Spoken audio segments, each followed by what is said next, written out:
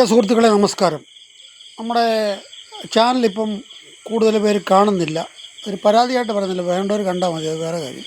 നമുക്കിഷ്ടമുള്ള കാര്യം പറയും, കാണുന്നവർ കാണട്ടെ. നമ്മളിതൊരു പൈസയും വ്യൂവേഴ്സിനും ഒന്നും പ്രതീക്ഷിച്ചില്ല. ഒരു ഉദ്ദേശം ഉണ്ടായിരുന്നു, ഇടതുപക്ഷ സർക്കാർ മാറണമെന്ന്. അത് കഴിഞ്ഞു. ഇപ്പോൾ ഇന്നത്തെ ഞാൻ പറയാൻ ഉദ്ദേശിക്കുന്നതൊന്നുമല്ല. ഇപ്പോൾ ഇന്ന് നമ്മുടെ മൂന്ന് ജയരാജന്മാരാണ് പണ്ട് തൊട്ട്. എം.വി. ഗോവിന്ദനൊന്നും ആർക്കും അറിയത്തില്ല. അന്ന് തൊട്ടേ നമുക്കൊക്കെ അറിയാവുന്ന ജയരാജന്മാർ ത്രയങ്ങളാണ് EP, P, MV.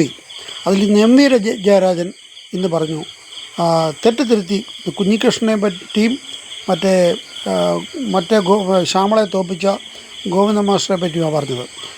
തെറ്റിദ്ധരുത്തി സുധാകരനെ പറ്റി തെറ്റിദ്ധരുത്തി വന്നാൽ അവരെ പാർട്ടി സ്വീകരിക്കുകയാണ്. ഇവരെ തെറ്റ് ചെയ്തത് പാർട്ടിയാണ്. അതുകൊണ്ടാണ് അവർ വിമതരായിട്ട് മത്സരിച്ച് യഥാർത്ഥ കമ്മ്യൂണിസ്റ്റുകാർക്ക് വോട്ട് ചെയ്ത് അവരെ ജയിപ്പിച്ചത്. അതും മനസ്സിലാക്കാൻ ഇപ്പോഴും ഇവർക്കറിയാൻ വയ്യല്ലോ. അതാണ് വലിയൊരു സങ്കടം. കാര്യം ആൾക്കാരെ ഇത്രയും ഭൂരിപക്ഷത്തിൽ അവരെ ജയിപ്പിച്ചിരിക്കുക യഥാർത്ഥ കമ്മ്യൂണിസ്റ്റുകൾ. അപ്പോൾ തെറ്റ് ചെയ്തത് ഇവരാണോ? സ്വന്തം ഭാര്യയെ മത്സരിപ്പിച്ച പാർട്ടി സെക്രട്ടറി പറയുന്നത് തെറ്റ് ചെയ്തത് ഒരു വർഗ വഞ്ചകരാണ്, ഒരു വഞ്ചകർ. ഈ വഞ്ചകനല്ലേ ഏറ്റവും വലിയ തെറ്റ് ചെയ്തത്. സ്വന്തം ഭാര്യയെ മത്സരിപ്പിക്കുന്നതിന് വേറെ ആരെയും മത്സരിപ്പിച്ചാൽ പോരെ. എന്നിട്ട് പുള്ളി പറയുന്നത് മതിയോ? അപ്പോൾ എന്നിട്ട് അവരുടെ ദേഹത്ത് കുതിര കയറാം. ഇപ്പോൾ ഇതിനകത്തൊരു അപകടം മനസ്സിലാക്കേണ്ടത് ഞാൻ UDFകാരോട് പറയുന്നു.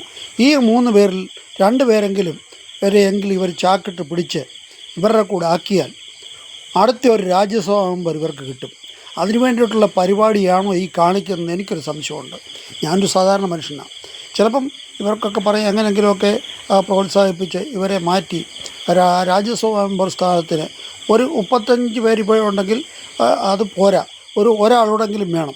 അതുകൊണ്ട് അതിനു വേണ്ടിയുള്ള അടവാണോ ഇതെന്ന് എനിക്ക് സംശയമുണ്ട്. ഇത്രയും പറഞ്ഞുകൊണ്ട് ഞാൻ ഉപസംഹരിക്കുന്നു. നന്ദി, നമസ്കാരം, ജയ് ഹിന്ദ്.